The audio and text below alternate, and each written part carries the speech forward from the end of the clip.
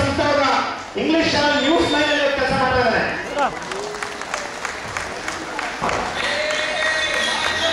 ಈಗ ಒಂದು ಕಾಲದಲ್ಲಿ ಬಹುಶಃ ಅಧ್ಯಯನ ಕೇಂದ್ರಕ್ಕೆ ಬರದಿದ್ರೆ ಇದು ಒಂದು ದೊಡ್ಡ ಕೂಟಾಗಿ ಪರಿವರ್ತನೆ ಆಗ್ತಾ ಇದೆ. ಆದರೆ ಇವತ್ತು ನಾವೆಲ್ಲರಿಗೂ ಕೂಡ ಮಾದರಿಯಾಗಿದ್ದಾನೆ. SLC ಪಾಸ್ ಫೇಲ್ ಆಗಿದ್ದ ವಿದ್ಯಾರ್ಥಿ ಇವತ್ತು ಟೀಚರ್ ಹೇಳಿದ್ದಾನೆ 10ನೇ ಕ್ಲಾಸು 3 ವರ್ಷ ಟೊಂಕಿ ಹೊಡೆದಿದ್ದಾನೆ. 10ನೇ ಕ್ಲಾಸಲ್ಲಿ 3 ವರ್ಷ ಟೊಂಕಿ ಹೊಡೆದಿದ್ದ. ಆದರೆ ಇವತ್ತು ಅದೇ ಟೀಮು ಅಂಬೇಡ್ಕರ್ ಅವಾರ್ಡ್ ತಗೊಂಡಿದ್ದಾರೆ. ಇದು ನಿಜವಾದ ಪ್ರತಿಭೆ. ಟಿವಿಗಳಲ್ಲಿ ನೋಡ್ತೀವಿ ಎಲ್ಲ ದೊಡ್ಡವರು ಬರ್ತಾರೆ ಅವಾರ್ಡ್ ತಗೊಂಡು ಹೋಗ್ತಾರೆ. ಆದರೆ ಫೇಲ್ ಆಗಿ ಗಾಜ್ ಫ್ಯಾಕ್ಟರಿಯಲ್ಲಿ ಕೆಲಸ ಮಾಡಿ ಇವತ್ತು ಅವಾರ್ಡ್ ತಗೊಂತಿದ್ದಾರೆ ಅಂತ ಹೇಳಿದ್ರೆ ಇದು ನಮ್ಮ ಅಂಬೇಡ್ಕರ್ ಅಧ್ಯಯನ ಕೇಂದ್ರ, ನಮ್ಮ ಇಡೀ ಬ್ಯಾಂಗ್ಳೂರು ಹೆಮ್ಮೆ ಇದೆ.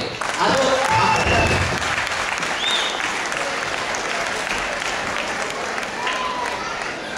ಮತ್ತೊಮ್ಮೆ ನಮ್ಮ ಬೀರ್ ಚರಣ್ ಅವರಿಗೆ ಧನ್ಯವಾದಗಳು.